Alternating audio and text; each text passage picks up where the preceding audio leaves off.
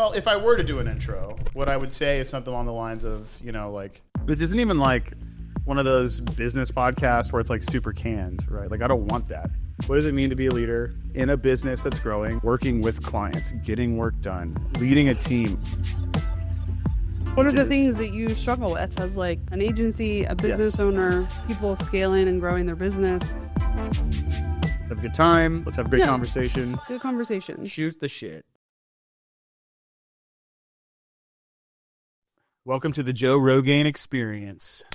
Bald spot. Oh, because you're Joe. Did you not get that until now?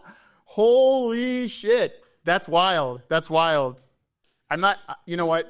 You're actually pretty smart, but that surprised me. In a good way. I never call you Joe. Yeah. Well, it's right. Joseph. We could call it the Joseph Rogain That would be funnier. experience. Or at least I would get it quicker. Like maybe our update is like just me like applying like some kind of cream. Have you tried the foam? Hydroxyphil or whatever it is. What is this? What? Yeah. We turn into a segment. Yeah. We're like, My see it journey grow. to get my hair back. Hey guys. Yeah. Little UGC for Rogain. Men's Hair Club. Rogain, if you want to sponsor this podcast, which at the moment has 0 listeners. But also 0 sponsors. Yes, we're cheap. You can get in at a decent price. Yes. There it is. Oh, that's good. I feel like I channeled my Elon there. There was. Yeah, was that Elon or Jeff Bezos? It was a good mix in between. Yeah, it's like It wasn't fake, too creepy. but not fake. Not too fake. Kind of real. Also, not. But also fake. So like I used to always laugh really deeply, and like I've noticed over the last couple of years I've been like doing this annoying high pitch thing, which bothers me. Oh. You do know what I mean? Like I've been doing like this. No, yeah, you do. Yeah, like a fucking hyena or something. Yeah. Or something. Yeah, it's like a hyena. It's like a thing at the end. It's gross. I don't like it. Yeah. I can tell the way my wife looks at me is not the same when I do that one. There's a laugh that I do that's like my mom. Really? And it's not Dan's favorite. Oh, really? Can I hear it? I'm trying to remember what it is that I do. I think it's another like cackle with a hee or something at the end. I'll Michael do it. Jackson It'll laugh. Okay. You like moonwalk into it. But I think it's my fake laugh. Oh yeah, it's fake. And so Oh okay. Yeah. he's like, it's fake, Yeah. and also it's not. It sounds like your mom. Stop it. Yeah. Isn't it funny that like as you grow up and as you get older, the things that you like and dislike about yourself are the things that remind you of your parents? Yes. You know what I mean? And I've also heard that the things that you dislike about others remind you of things that you dislike about yourself. True. Yeah. I get that. I've had a lot of feelings like that for people.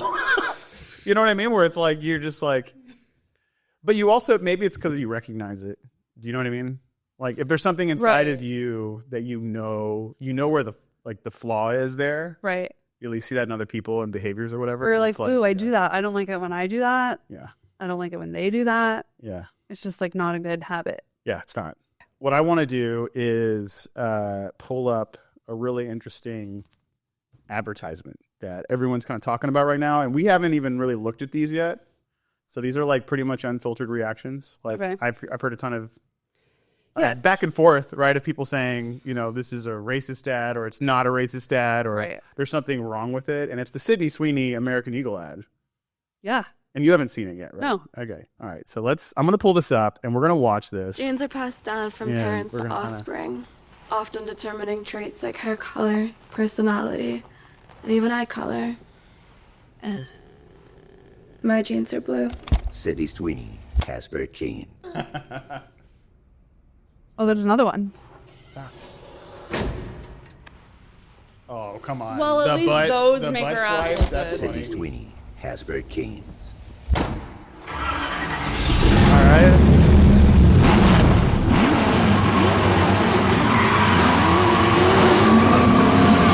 And she can do a donut. Yeah, that's good. Uh-oh. These Sydney are all very Sweeney has her suggestive genes. shots here.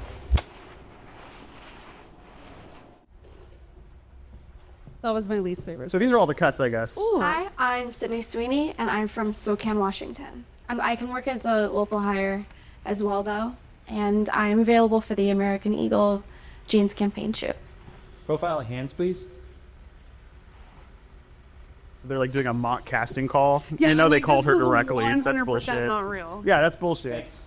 We'll be in touch. Sydney Sweeney. Yeah, we'll be in Hasbro touch, Jeans. Sydney Sweeney. Yeah, right.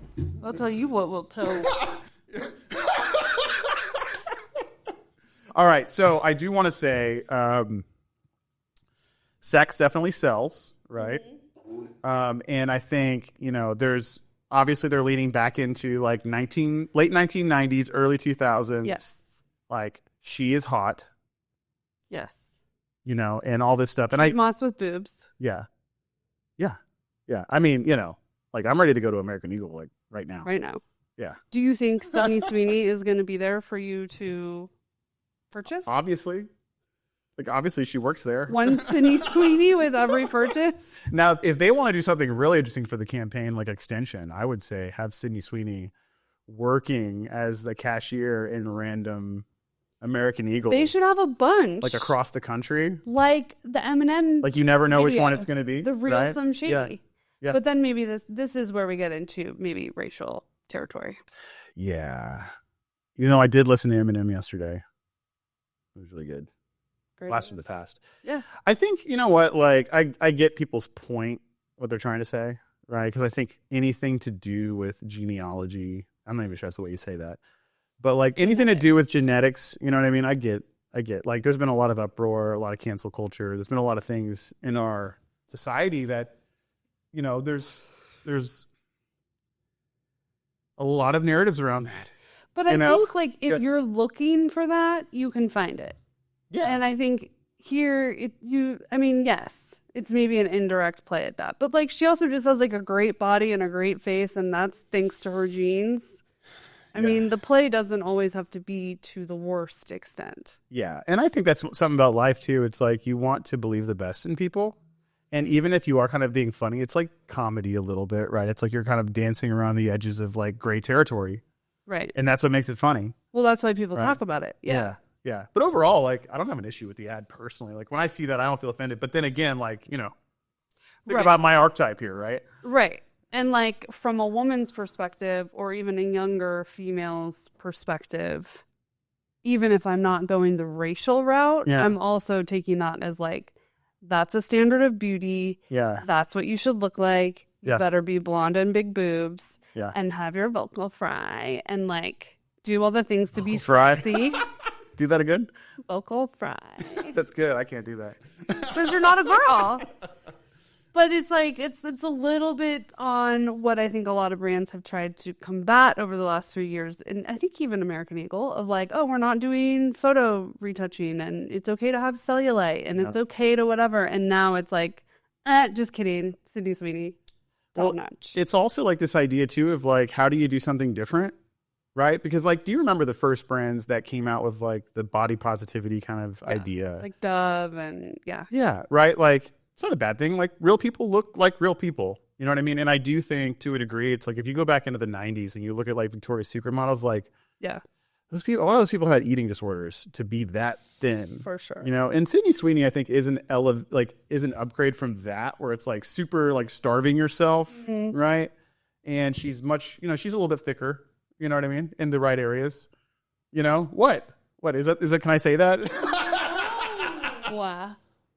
Because I think She has assets, is what I'm trying to say. she has ginormous boobs. Yeah, that's true. So Yeah. that's what she's got. Yeah, But everywhere else, she's skinny. yeah, that's true. But she's not like anorexic. Is what No, I'm saying. right. You know what I she mean? doesn't. She doesn't look like she's like starving herself. Or Exactly. Yeah, like she looks like she's had a pizza before. for sure.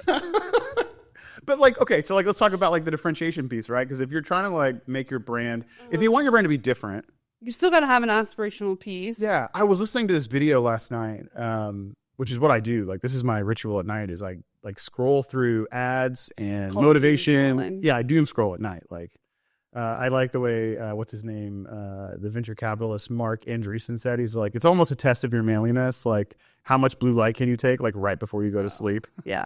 That was pretty funny. But I'm listening to this video, and like basically they were making the point that if you want to win at anything in life, like by definition, you have to be willing to do the things that others are not willing to do. You have to be able to step into territory that others are not willing to step into, or by definition, you will be exactly the same and unnoticed, right? And I think that's like for clients that we work with, and I think even with our own branding and our own personalities and everything we do in life, it's like you're trying to like find like what is authentically me, and then you're trying to be bold in that, right? And I think like a personality that a person has, brands, I think they 100% have the right to be themselves, right? And just like with people, there will always be people who do not like a certain type of person or attitude or characteristic or the way they look, or like people are judgmental by nature. And so I think like if you're a brand, it's like you do want to now, remember we had the conversation about saying like, now I'm saying like a lot. Yeah. But I think it's important to be different. It's important to be willing to take risks. And if you're not willing to do that, like you'll just kind of, I can't tell you how many conversations I've had with clients where people just want to do the same thing, but just a little bit better. And they're surprised the world did not open up and recognize them for that. Oh, yeah. I mean, how many times have we had someone say, this is my competitor. Yeah. Let's just look and see what they're doing that's working. And then let's like just do that. It's right. Like, well, that's not going to differentiate you. Right. Like they've already taken that stance or that approach or that whatever, claimed to that turf. Yeah. And so to tie it back, looking at the Sydney Sweeney ad, to a large degree, the body positivity movement, I got no problem with people being exactly the way they want to be. I think that's great, right? Be the way you want to be. If you're happy, if you're healthy and you feel good, do it. But I think now being hot and sexy is like 100% a differentiator, right? And they're definitely leaning into that. And that's why everyone is talking about it. Right, yeah. Because everyone went to the other side of the spectrum. And we're like, we're not going to highlight anybody for their looks. We're not going to call out any sort of beauty standard. Everything is beautiful. Everything is fine. Yeah. Don't even say sexy. Yes. Now, have you seen the fake apologies going around from American Eagle?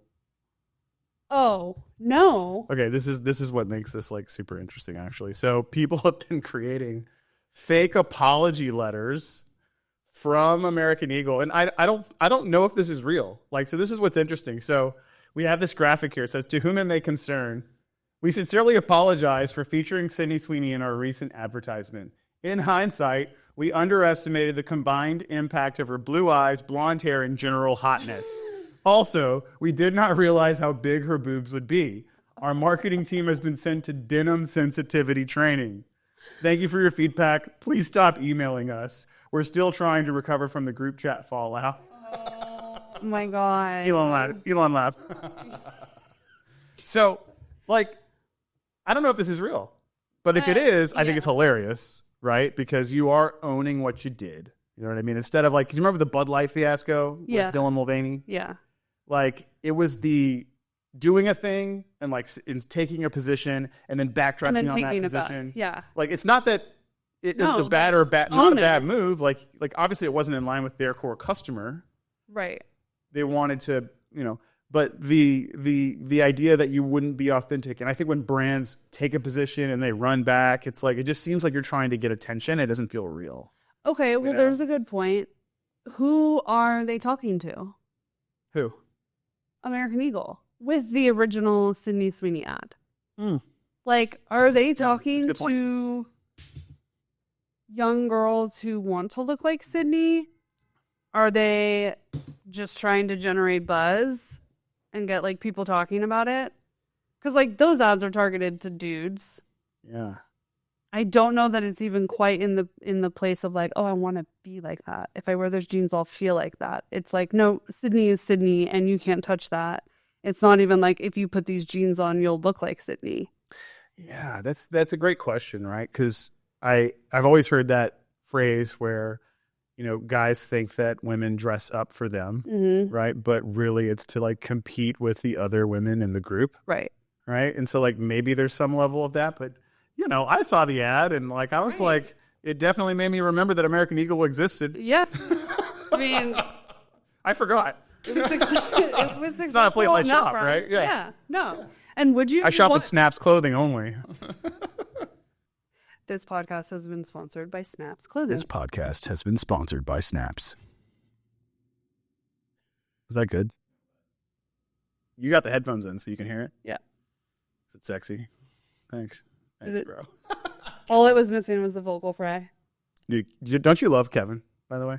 I do. He's the best. He's the best. His last name is Poirier. Like, how fancy of a last name. Oh, it's so like Yeah. It's like from, Poirier. where's that from? French? I knew it.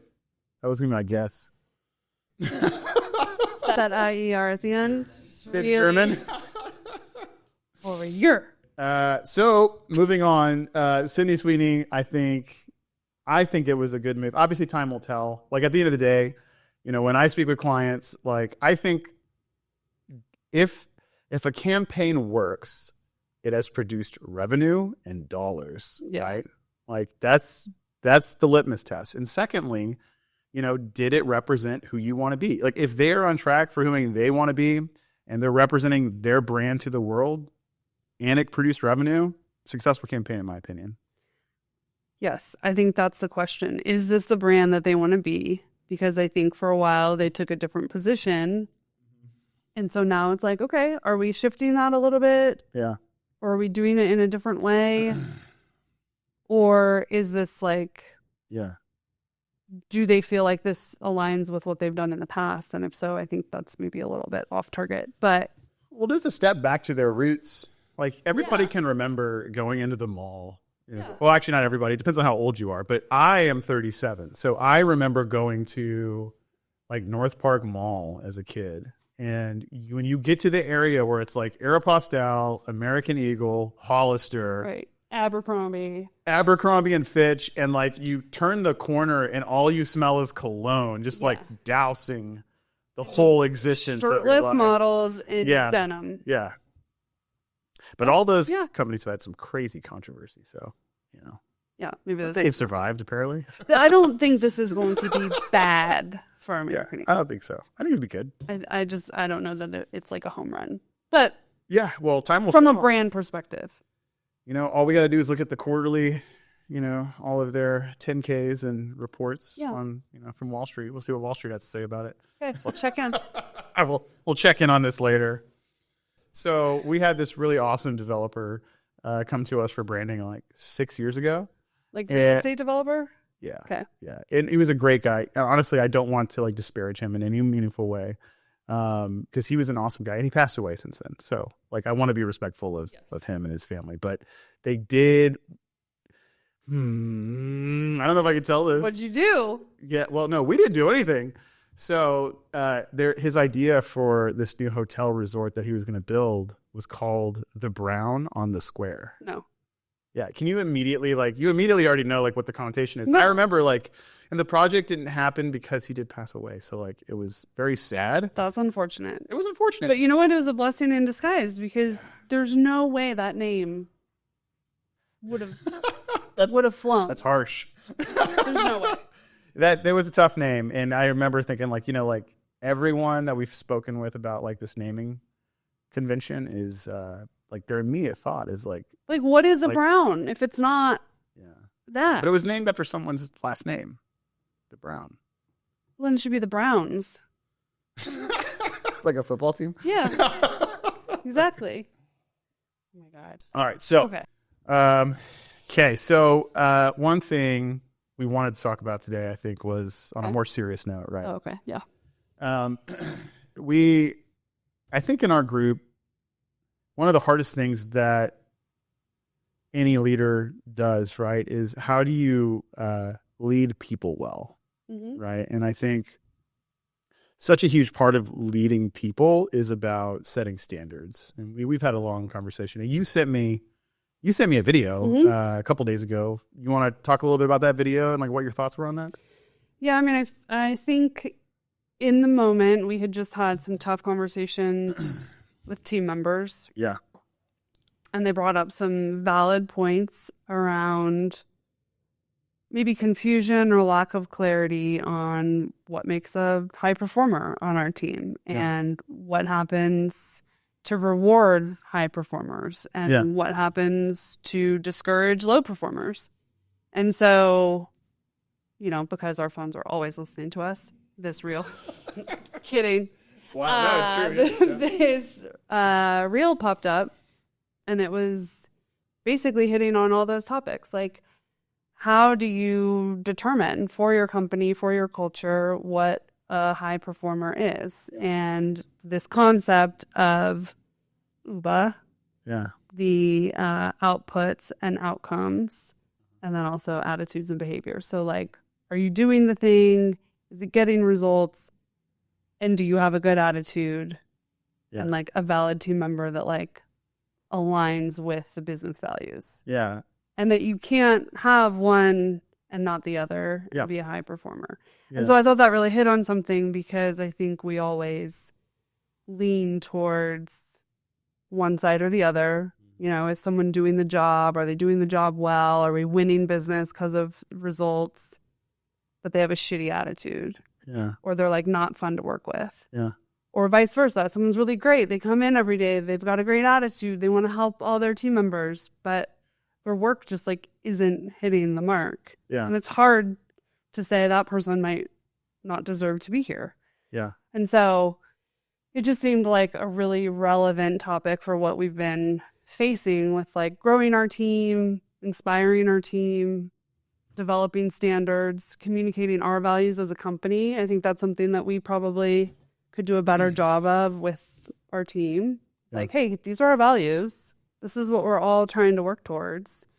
I think they're looking for that. And so this just really resonated with a lot of the conversations. Yeah. And I think the biggest thing that it highlighted was, like, how complicated the concept of performance is to nail down. Mm-hmm. You know what I mean? It's not a cut and dry issue. And I think the error that I have made in my career, and as we build this business and the other companies that we're associated with, is to overly focus on one piece of the equation. And it's kind of like you're taking the eye off the ball to, like, focus on how you're standing. And it's like, really, like, if you're playing in sports, like, you need to be focused on your stance, but you also need to be focused on where the ball is, and you also need to be focused on balance and what's the strategy. And like there's so many components of performance that make someone effective. And the idea is that having conversations around one thing without the inclusion of the other thing leaves you with kind of like just like a half-built house or something. Mm-hmm. Maybe it's a bad analogy, but I like the concept of, like, if we're saying high performance means you do the work you're supposed to do, it produces the outcomes you want it to produce, you're modeling the behaviors that as a team we know keep us moving forward in the right direction and actually lead to outputs and outcomes. Right. And then the attitudes are positive, and they're helping build a place where people want to work, and they're helping to deliver an experience that clients want to be a part of. And I think, you have to, and I always struggled, like, actually articulating that. And so, like, obviously we did not invent this concept, you know what I mean? Right. But with, it's just, I think it's a very fair way of explaining to people what the expectations are that we have of them. Mm-hmm. And as we get bigger and bigger and bigger and more people, Gabe on our team, like, he had a great point. He was like, we should iron these things out now before we have 500 people working here. Yeah. Right. Because once you get to that point, if you don't have, you have a toxic structure. Mm-hmm. And so I'm pretty excited. Like, we all met this morning, and we're, like, talking through, like, what are the ways that we can evaluate and set these standards. And so I think it's going to be really interesting, quarter as we kind of implement this and bring on new folks. Right. Yeah. Because I think the more we start to hire young talent. Yeah. And, if they don't have the experience in the workplace or even in an agency, these experiences and these standards are, like, totally foreign to them. Yeah. They don't understand that by showing up and doing their work, but that's why we hired you. That's why we pay you. Like, there's already an understanding that you're good at the job we hired you for. That's why you got the job. There's already an understanding that you're going to continue to do the bare minimum. That's why we pay you. Yeah. So you don't get to just be high performer because you showed up. Right. That has been something that I've noticed is a pretty big shift in the workplace. You know, like, so like my first jobs were all manual labor, right? Like in my story, if you go back far enough, like not the professional story that I present to customers, but it's like my first job was an apprentice electrician at a rock quarry, making $10 an hour, driving through a cloud of dust at 6 a.m. in the morning, and like being around a bunch of dudes who were like 35 but looked 60 because all they did was like sit around and smoke cigarettes in this super toxic environment. Like I learned hard work real quick, and then discount tire, then cleaning bathrooms at a CVS, then waiting tables at IHOP. Like these are my 16 years old through 21-year-old experiences. Right. And I learned how hard work can be, and how if you don't make good decisions in your career path, you can really end up doing something that's very difficult. Yeah, I'm not disparaging anyone who's a server. I had some good times as a server, you know what I mean? But it's a tough job to do when you're 60. You know what I mean? That's a tough career. I'm not trying to say anyone who works at discount tire, like these are honest professions and they work hard, right? And, you know, and they're supporting their families. But you learn real quickly, like, what do I not want to do? And that was not what I wanted to do personally. Yeah. But then you get into professional world, right? And, you know, my first job was in banking, right? And we had tons of training around, here's how you greet someone. Here's how you work with a manager. Here's how you work with your colleagues. Here's the attitude that we expect you to have. Here's the things that we expect you to be saying, right? These are the values. Like we would repeat our values. And then, you know, then moving into VC and then moving into, you know, being in the agency world, I started to, the more I moved into the entrepreneurship side of things, the more I forgot about all the training I had. You know what I mean? Right. And then young people Well, start here. That's kind of the perk, right? You're like, oh, I can shed this like corporate facade, and I don't have to be buttoned up, and I don't have to be this like presentable character. Yeah. I could show up in joggers. We work for an agency, so like we can be cool and wear like ripped clothes and it's fine, you know? But then you do start to lose a little bit of that polish and a little bit of the like trust that's built by seeing someone across the table who's like on the same level, on the same plane. And when there's 3 of you at a company, that's fine. Yeah. Clients don't mind, you don't mind, all good. But once you start scaling a team, you get to 20 folks plus, standards around that really matter because you start seeing the extremes of behavior. Yeah. And the lack of structure and the lack of expectations present themselves in some really interesting ways. And sometimes they're really great and exciting and funny, and sometimes they're not good at all.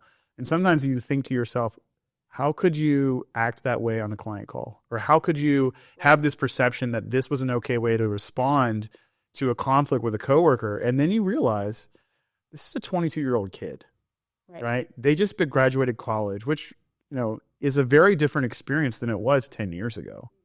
You know what I mean? And, you know, the way people deal with problems and honestly, the mental toughness of younger generations is not, they're a little bit more, I don't want to say coddled, but yeah. You know, like, I'm not trying to be the old guy. You know, we don't want to be the old guy like shitting on these kids. Like, I hate the like, I'm literally the one saying kids these days. But I saw this, another reel about something related to like mental health. Yeah. And, you know, my first reaction when we were having these tough conversations with our team was like, I want to be respectful of mental health. I want that to be a priority. Like I want... Sorry. Forget it. I lost my train of thought. Never mind. No, go on. No, I want to be supportive of mental health. I want that to be an awareness. I do think that like as a society, we, you know, have a place for that. But this clip was saying, like, mental health is not having to leave a tough situation. Mental health is not having to, like, go find peace to be able to process something. It's to have the fortitude to be able to get through these hard times. Yeah. It's actually mental fragility that is making you have to run and process elsewhere. And I was like, oh my God, this is exactly what we saw, where it was like, there was this default to be like, no, the healthy thing for me to do is to run home and process this, when really we should be helping them gather the skills and like have a little bit of toughness. This is a tough industry. Like you can't always run. You've got to have thick skin. Yeah. There's going to be tougher moments than what we just went through. Yeah. Like, yeah. I think I think a shift in like what we think of as mental health in a very generic term. I'm not talking about, more specific or. Yeah, you're not talking about like Whatever. acute Treating, diagnoses right, around right. like a legitimate Just a general psychiatric awareness. condition. Right. Just a general awareness of like. Yeah. My wife and I are reading a book. I'm not going to bring up the book, but it's basically about like the premise is that like, psychology has like overly prescribed conditions for people. Like, whereas like almost now in today's like younger generations, it's like a badge of honor to have the more Right. ADHD and this and that you have. Right. It's like a badge of honor, right? It's like back when we were kids, when we were listening to 50 Cent and Eminem, it was like, well, I'm from the streets. Like, Yeah. like being tough was like the kind of like the thing. Like, oh, I grew up in the hood. Remember that? Right. And now I grew up in the hood has been replaced with like, I have this, so I have been diagnosed with all these psychiatric conditions. Yeah, it's wild, right? But like to a degree, I think you're right. Like how we handle hard is so key to mental health and mental toughness. Yeah. And I think that's what's most surprising in our ability to relate to younger folks is like, we're obviously like middle aged, so we're not like old. We're like right in the middle, right?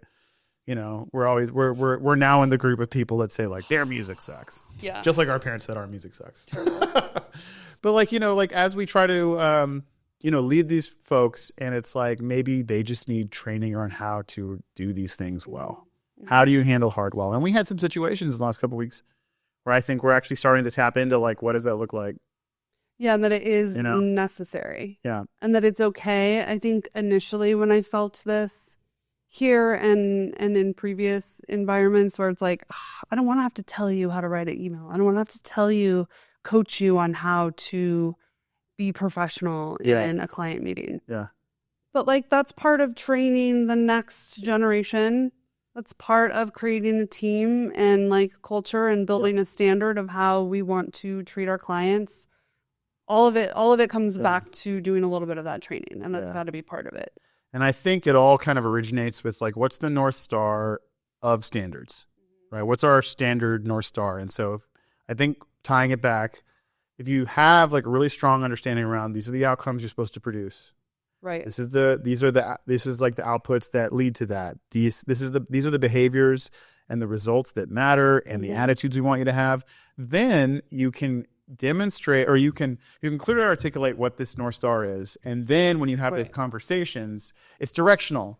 Right. You're not just saying, hey, I don't like the way you said that because it's my personal like opinion. You're literally saying like, hey, I want, like we agreed that this is our North Star of standards, right? Yeah. And we want to be that because it helps all of us. It helps us, our clients, your career, right? Yeah. And it's helps accountability us all be for successful. us too, right? Like we set that and sometimes falter. And so it's a good reminder of like, yeah, that's right. This is a priority for us as a business. Yeah. This is how we want to do things. Yeah. We have to lead by example. Yeah. Yeah. Yeah. Well, all in all, like I think, I do think it's exciting to see the changes in our team. It's never fun to go through the muck, like it's not fun to have confrontation. And sometimes, and almost every time you always think about all the ways that you could have done it differently. But at the same time, afterwards, you feel that release valve. Mm-hmm. We had the confrontation, we talked about the issue, and now everyone feels a little bit better. Yeah. And then you're like, hey, we heard you. Here's the things that we want to do as a group. And you work together to walk through those steps. Yeah. And then all of a sudden you really are a high performing team, not a family. Yes. Can we talk about that for a second? Can we not be a family? Can we not be a family at work? Like, we're not a family because you are not firing grandma. No. Grandma, you're fired. You don't get to choose your family. Yeah, exactly. You don't get to choose your family. Blood is blood. And that's like kind of like this idea of like, right. The work family stuff is hilarious to me because it's like, yeah, well, this guy just spent like 20 hours last week applying to other families. Right. He doesn't even want to be here. Yeah, right. Like, Yeah, I love the team analogy so much more. Yeah. Because like, okay, like what are we here to do? Right. We are not here to build a friend group. I love being friends with people I work with. I love feeling like we're close. I love the camaraderie. You know what I mean? But at the end of the day, a client has walked into our office They've sat at a conference room. They've laid out what's important to them. And they felt that we understand what those objectives are. And then we show them our team. And we say, this person we trust to do this work. And we trust ourselves to manage them in a way that produces an efficient output and outcome for them that ties back to their results. And so like for them, they're saying, hey, we're going to give you these, and you know, and the more recent days, these are pretty large checks. Like these, you know, we are not working with, you know, we are not a small agency in that sense anymore. Like we are doing legitimate business, right? And so that's just kind of how I look at it, right? Like these are the players on our team. And if a player's not living up to UBA and that's not materializing for clients, like we have to cut that person. Yes. Because our loyalty is to the customer paying us money. It is also to our team, but our loyalty to them is constrained by, or it is contained to, we are here to work together to produce this, right? And like we can coach you through it. And if you can meet that, if you can start meeting expectations, then we're in a good place. Yeah. If you're not, well, you know. Right. I think the loyalty component is like, that really nails it. It is our obligation, our loyalty is to the client. That's a big part of it. Yes, also to our team. Yes, we want to support them, grow them, make sure they're happy. But it really comes down to, is our client happy? Are we getting the results that we promised them? And like you said, if it's not happening, we have to be able to make a change or a cut or whatever is necessary. And it's not personal, it's not family, it's not friends. It's the team and finding the right player for the job. Totally. And I think, you know, obviously we model these things, you know, from the top. We are constantly adjusting ourselves and changing ourselves and like trying to be different leaders. And I don't know what the healthy balance of like mirroring that to the team or like kind of demonstrating to the team. Because obviously, you know, there's problems that are our problems, you know, and you're not trying to confuse people. Like you want them focused on their jobs. Right. Yeah. You know, but we do want to show like, hey, like if you look at the Emily or the Joseph of a year ago, 2 years ago, 3 years ago, there's distinct differences in like how we operate, how we show up, the way we look at our business, the way we run the business. Right. And so, you know, that's, you know, what are your thoughts? Like, I am curious, like, how do you feel about like, I think transparency? I was just going to say like that is so tough for me because I think I've been in both environments, right? Where like transparency is 0 and transparency is probably too much. Yeah. And so where do you find the right balance where the team can understand what's ahead? They've got insight to the vision. They've got insight to the health of the company in general terms. But does it scare them more to know too much? And so I think we're starting to find our footing there where maybe we've erred on the side of transparency a little bit too much. And now we're realizing, okay, maybe this is the right balance. Yeah. And scale back a little bit on the details. Yeah. But what people need to know is that their job is safe. Our clients are happy. Yep. This is what the pipeline looks like. Yep. And then the rest can kind of be this behind the scenes conversation. Yeah. And it's wild to see the contrast between the two like extremes. Yeah. We have like we have some clients who like have meetings with their teams. They talk revenue, they talk numbers, they talk profitability. They're just like open books. Yeah. And then we got some clients, like and I'm not going to say who they are. Yeah. You know, these are $50 million, $100 million businesses, right? Or higher. And we're asked the team, like, if they're not publicly traded, well, I'll be like, hey, what kind of revenue did you guys do last year? And they'll say, I have no idea. They don't tell us that kind of stuff. And I'm like, that's wild to me. Like I don't. Whoa.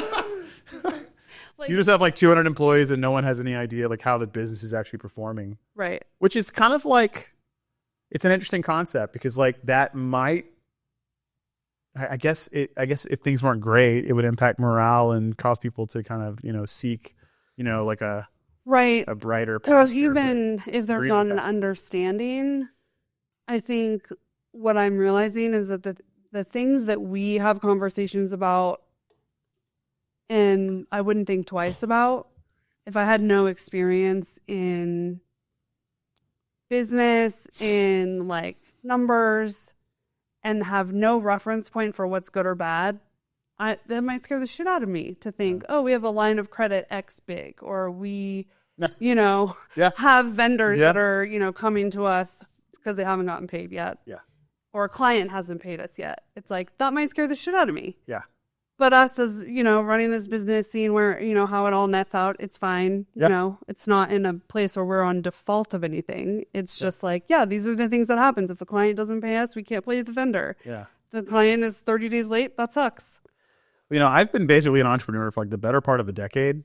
And for me, it builds a toughness because, like millions of dollars flow through this company and companies that we are shareholders in, right? Yeah. And so like the numbers are big, but like as any business, there are tight quarters, right? There are quarters where like business is not as, the revenue is not just pouring in, but the expenses are still there. And, I've had experiences with, people that in certain entrepreneurial ventures cannot handle that.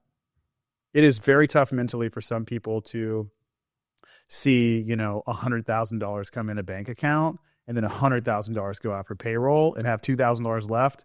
But then you make the next $100,000 payroll like 2 days before. Right. Like, years ago, that was the case for some of these, some situations. And that's a tough mental place to be where you just believe that it will work. Mm-hmm. It's much like the Vikings crossing the fjords and going to conquer. Yeah, I know I had to do it. Cue the soundtrack. But you're getting in this little boat and you've never been across the ocean and you're like, we're just going to have to make it. And that's part of being an entrepreneur, right? You take that risk. You do the thing that no one else is willing to do. Right. And if you do that enough, you start seeing some success and you learn. You build a better boat. Get better rowers. Build sails. Or burn the boats. Yeah, I used to really read that story a lot, like whenever we first started the business. Wait, did they do that? Yeah, that's Cortez, right? Cortez, when they landed in South America, was it? Where was it? Do you remember? Yeah, like they had that whole story about there was like almost like a mutiny, like they didn't want to fight these Mayans or Aztecs. I can't remember the story exactly, but there was like a ton of these like Indians that they would have to battle to take this land. And basically Cortez in the middle of the night, like his people all wanted to sail home, the Spanish to Spain. Yeah. And this is a horrible paraphrase of this story, but like basically he went out with a couple guys in dinghies. They went out to their huge wooden ships and they cut holes in them and burned them and sunk them. And then they all woke up and they were like ready to kill him. And he's like, hey, listen, guys, like the only way that you're going to live through this is if we go and murder all these other people. Right. For lack of a better word. It's okay. Like, doesn't this bring into context like how like much less brutal life is today? Yes. Like back then, it's like if you wanted to go be wealthy and be successful, you had to kill go murder like another tribe and take their stuff. It's like that's like a fucking horrible way to live. Yeah. Like now, it's like, okay, like let's sell some advertising and do great branding and build a great website and run great ads and do some good media and PR blitzes, right? It's so much better. Oh my God. Yeah, I'm grateful to live in 2025. Our problems, yeah, and we have running water, toilets at work. Mm-hmm. It's great. Speaking of that, do you have to go to the bathroom? I have to go potty. Okay, be right back. You can tell, Kevin. Oh, good. This episode is sponsored by Zen. And Celsius, I mean Blue Noon, Blue Moon, or what was it, High Noon? Can we talk about that for a minute? High Moon. Yeah. Yeah, can we talk about Celsius and High Noons getting mixed together? That's wild. Isn't that crazy? Crazy. The idea that you could be at work drinking a Celsius and then next thing you know, you're drinking on the job. You didn't even mean to. On accident.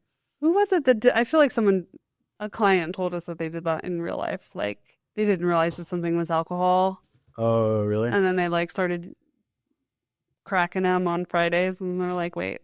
How do you not know something is alcohol after like 5 minutes of drinking it? Even if it's like got like a I feel like kiwi guava flavor, like you're just trying to get away with it at that point. That's just an excuse. Oh man. But I want to be one of the lucky ones. Yeah. I guess I'm going to have to start drinking Celsius to find a high noon. You've got to get on like my caffeine intake levels. They're They're wild. They are wild. How many of those do you have a day? So basically in the morning, I take pre-workout, which has 388 milligrams of caffeine in that serving. Okay. So then I go lift, right? And then hit the gym for like an hour. Then I get to the office, and about like 30 to 45 minutes of me at the office, I start to feel the slump. Right? Because you're on this like super, you're on this big high of caffeine and all these adrenaline, and then you start getting sleepy. So then I have a cup of coffee at about 9 or 10 a.m., right? I might have 2 cups of coffee like I did today. Actually, I had 3 today. And then at about noon or 1, I start getting sleepy again. So then I have a Celsius. So how much caffeine's in here? This is like 200. Is it? Is that much? Let's see. 200 milligrams. And so the FDA recommended limit of caffeine, I think, is like around 400 milligrams. So I'm doubling that every day. Yeah. Which has to be healthy for my longevity. Totally. Brian Johnson would approve. What do you think your resting heart rate is? It's good. I know that. It's good. It's good. So Okay. So what else on your mind? Like What else? What are you thinking about? You want to talk B2B, B2C? Like what do we have there? Yeah, we're struggling. I don't think we're struggling. Well, struggling conceptually to be effective when we have a B2B client come in and say, hey, will you take over our organic social? I don't want to put any money behind it. Oh, yeah, no money. Yeah, no media spend. No media spend. This is just purely organic. Yeah. Consumers can't buy it, so it's purely B2B play. I'm not going to give you a subject matter expert to have really topical, technical information for the B2B audience. Yeah, so basically you're describing a client. All right, yeah. So what do you do in this scenario? This is a tough one, right? It is a tough one. You don't take the job. Yes. Like at the end of the day, like that's it. Like if you are approached by someone who's like, especially a B2B organization where it's like, it's not sexy, it's not consumer facing, there's nothing distinct or differentiated about it. Like it is a service or a manufacturing or whatever kind of business. And it's like, they will not give you the budget to promote content. They won't allow you to blur the lines in terms of like what you can do creatively. So you're not allowed, you're supposed to be boring. Right. Like be boring, be the same boring we've always been. There's no budget to promote the work. And there's no way to like really, it's just, that's not like fun. Quick, grow our followers. Yeah. And then they have, kind of outlandish expectations. Get more like exposure. Yeah. But that's, I do think we try to educate these folks, you know what I mean? But like ultimately it's just not a client you want to work with, like I realize that, we're a service company as well, right? So clients pay bills. Yeah. And so, it allows. But at a certain point, I think we get to a place where we're spending more time and more resources doing something that's not creating any sort of outcome. And that is such a huge hit on team morale. Yes. If you're doing work that's not exciting, right? And not effective. Everyone wants to see like the cool campaign take off or a post generate a ton of like buzz. Yeah. When you're just consistently going through the motions of creating content and no one sees it. And so there's nothing that happens. Yeah. Yeah. I think what's important to really do when you're talking to clients, it's like B2B, right? And we work with both B2B and B2C. So I think it's important to clarify. We have a lot of experience here. I think one of the biggest things with B2B is bringing the people behind the brand to the front, and not in like a canned, like huge brands have the luxury of doing this that are market leaders. Like if you're JP Morgan, you can produce canned leadership. Here's my thoughts on the market, right? Like, no, like you have the stature to produce content like that because the content is not what's driving your business. No. Your $3 trillion in assets are. the fact that you are you are a market You're leader. already there. You're there. But if you're like an up and coming B2B, or if you're mid market, right? I think you have to be willing to show the realness behind the business, show the people, show what's actually happening. Like, get people in love with your story, the real story, Right. Or the real people that they're going to be working with. Yeah. Like, Yeah, these that's a are big one. this is going to be your project manager. These are the people who are on the manufacturing floor actually developing a product with you. Yeah. And probably a heavy focus on the performance marketing side of the house, right? At the end of the day, you're mid-market, you're B2B. Like, a lot of times you don't really care about brand personality. You're not trying to build the next energy drink.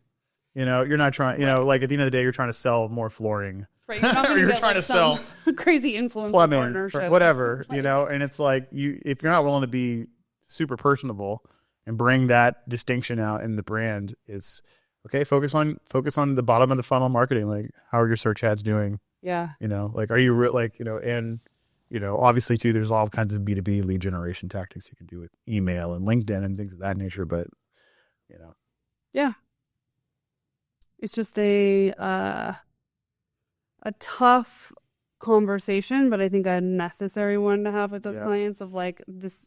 We've got to take it either this direction or this direction. Well, that actually moves me into a new subject, right? Because I think, what's the best way to handle clients who are trying to sell the product to themselves? And I'm not saying B2B or direct to consumer or, any specific scenario. I think, like, how do you handle the bias, like that implicit bias that most people have, which is everyone thinks like me. Yeah. Or I think this is great. And the hardest part is some of the best, I think, visionaries of our culture, like think Steve Jobs, people like that, they're very opinionated on what their taste is. Like Rick Rubin, the producer, like it's all about his taste. He's like not a professionally trained person in his craft, but it's like some people have taste. Yes. And I bet you a lot of agencies would tell Steve Jobs not to do something a certain way. And he'd be like, no, this is where we're going. He'd be right. But that's not everyone. No. And everybody likes to think that they are that situation, but no. Yeah. No, I think data is literally the only way to break that barrier. Well, but you got to get it. You got to get the You got to get the first. You got to get the A/B test out there. Get that A/B test. But literally, I think that's the only way you can start to sneak in something that's like, hey, we're gonna test this. Yeah. Hey, we saw this really worked on this one post. We're gonna push that a little bit more. Test it against this over here. Yeah. See what does better. Yeah. And they're still going to be convinced that it'll never work. But until you can say, oh, wow, performance was clearly better on this style, on this language, on this messaging. Well, but there's also the hard part too there where, for a brand to really build market dominance, in my opinion, and high growth, you really got to stake out a position. And a lot of brands that do really, really well in the long term are ones that do things that are not immediately noticeable as a positive result. They'll produce content in a certain way and it won't work for a while. Right? It's because just not enough awareness has been built around what they're doing to where it's connecting with the right people. Yeah. The right people haven't seen it yet. That's always But it might be a winning creative idea. Yeah. That's the hardest part of the ramp up, I think. Yeah. It's that moment where you start doing something, there's not enough awareness yet. Yeah. There's not enough affinity built, and you're just waiting. You're waiting for it to take off. You're hoping that it's going to work. Yeah. And the client is just on edge every second of the day, checking the performance. And you're like, just please give me 2 more months. Yeah. Maybe just a little bit more time. Let me run one more campaign. Yeah. Well, I remember a decade and a half ago, 20 years ago, watching Gary Vee episodes for Wine Library. Uh-huh. And when he was just starting to be noticed or become noticed, he produced, I think 18 months of his Wine Library YouTube videos and no one cared at all. Right. But he had all of this content. And then when people started taking notice, he had this huge volume of work out there. And then people really started paying attention to Wine Library. And it turned them into an almost $100 million a year online e-commerce wine brand. And that's a really amazing case study of, we're going to go educate people on wine. And we're going to keep doing that and keep doing that and keep doing that and keep doing that. And then over time, It will. it started working out. Over. Yeah. And so I think that's where, Gary Vee obviously looked at his customer base. He realized people that walk into a wine store are asking questions about wine. Yeah. They don't know about it. It's kind of it can be, it's a very like niche industry with a lot of variance and nuance. Yeah. And there's lots of questions. So he was like, why don't we recreate what people are actually asking for? Yeah. So that's kind of probably the insight there is like, do you understand your customer well enough already in their current state, especially if you're doing something disruptive where it's like selling online versus directly in store? Yeah. You already know they have these questions and you're saying, well, let's just take it to them. So that's an interesting kind of point. And how do you get let's take your example in the beginning of like, okay, I think I'm the audience. Right. Okay. It's like, Yeah. okay, how do we get to give them more insights on their customer Yeah. without like shoving it down their throat of like, hey, we ran all this data and, here's what the market says. And they're like, no, I get it. Yeah. How do you sell that Yeah. to them? Yeah. So in my professional opinion, I think that demonstrations of what others have done can be pretty powerful. Yeah. Especially if it's in an adjacent industry that's not necessarily the same. You could demonstrate, groups like take, Old Spice, that commercial, I'm the guy your wife wishes you smelled like campaign. Yeah. You take these campaigns and you say, look, they made these shifts away from one archetype to another or one messaging style to another. And this produced this noticeable reaction in their market and people, because they really started understanding who their core customer was. Our thought here with you is that if you're selling to yourself, like you might be missing the actual customer you have. And so in that scenario, they realized, what was the realization there? The insight that basically it wasn't the man. It wasn't the guy making the purchase. Yeah. Or the decision. That's right. Yeah, that's it. And so they realized who was actually making that decision and they started making content for that person. Right. I think that's an approach that we try to take across the board, not just with that specific scenario, but coming in an advisory approach and not just yes man approach. Yeah. Of like, tell me who it is. Tell me who your audience is. Yeah. Tell me what they want to hear. Okay, we'll go produce that. Yep. Instead of being like, okay, we're going to take that, we're going to sit on it, and we're going to see what our data says and what our research says and make sure that we align our strategy with that. Yeah. And hey, we might have to say, you might be missing a segment. Yeah. This is what we would recommend based on that. I think we've tried to have a very conscious shift of when we're talking to clients, whether it's new clients or retainer clients, that it's in this approach of we are here to advise. We are here because we've got case studies. We've seen what's going on in the market. And this is what we're bringing to the table for you to respond to, not, hey, tell us what you want us to do next month. Yeah. And I think that's really what separates, like, let's just think about like, let's keep it at like the core foundational brand level, right? Like a lot of branding shops that are just really heavy on design. Yeah. Right. Like those folks, tell me about your brand. Tell me what you want it to look like, blah, blah, blah. Yeah. Tell me about, what are brands you admire. They have very simplified versions of strategy to get to an agreed upon design, right? And that is different, in my opinion, than the strategy side, which says what information is out there and what insights are out there that should actually dictate what that design and the relatability of this brand is going to be. And what is the competitive set doing now that might all be very similar? And then how do we actually stand out? If you look at a brand like Liquid Death, no one in their right mind would have said that water should be associated with death.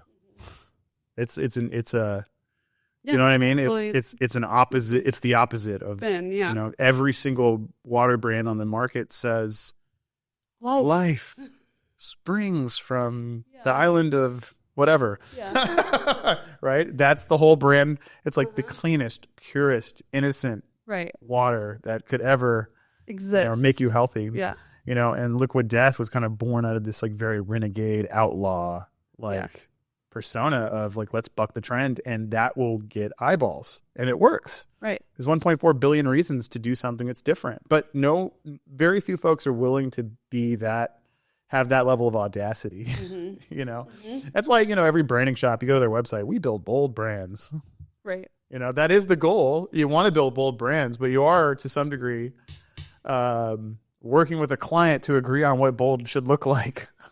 Yeah, and what does bold look like and mean to their specific audience? Yeah. I think we've had that conversation too of like, we kind of take on this like mediator role of, hey, client, now that we understand your business, we also need to understand your audience. Yeah. And like merge the two together. You have something you want to say, but there's a way that they want to hear it. Yeah. And like, how do we help get to define that?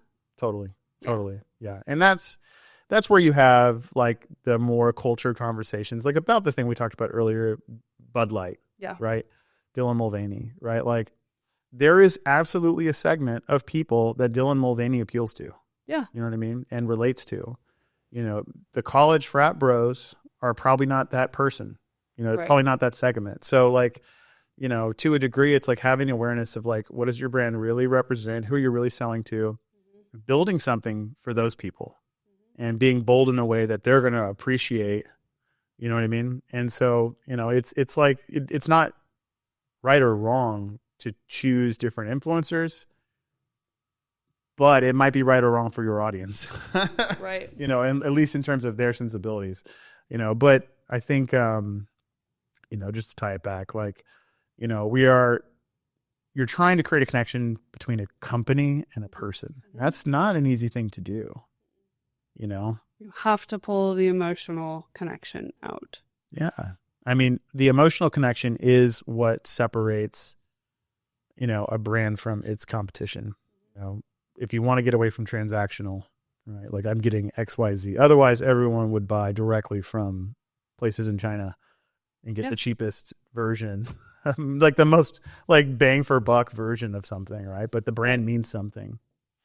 I think a lot about, and apologize if I'm ranting, but No. Like Rolex, a crown for every achievement.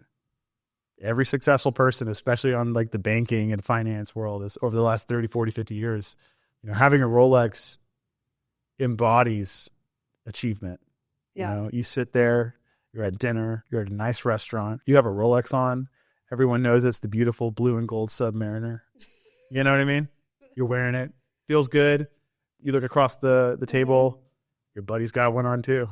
You're like, oh yeah, we're in the club. Yeah. That's, Or the second you get yours, you've like entered into this whole new realm. Yeah. And it makes you feel like it means something to you, and I think that's ultimately what building a brand is about, is how do you make something mean something to someone? It's not an easy thing to accomplish. No. No matter how good your process is, you still have to come to the right insight on these people and what drives them. So then I ask, is Sydney Sweeney the right choice? Good tie back. Time will tell. Mm-hmm. I think so. And I'll say this, I think it's the right move on their part, but like obviously it's just a guess. Yeah. At the end of the day, you are every CMO in the world. That's why CMOs have like the lowest tenure of any C-suite executive, is because you are you are operating on hunches to a degree. Yeah. And there's no level of data that's really going to give you like the perfect certain answer to some of these harder to answer and harder to define questions around what we should make. But, I digress. Awesome. I'm getting tired.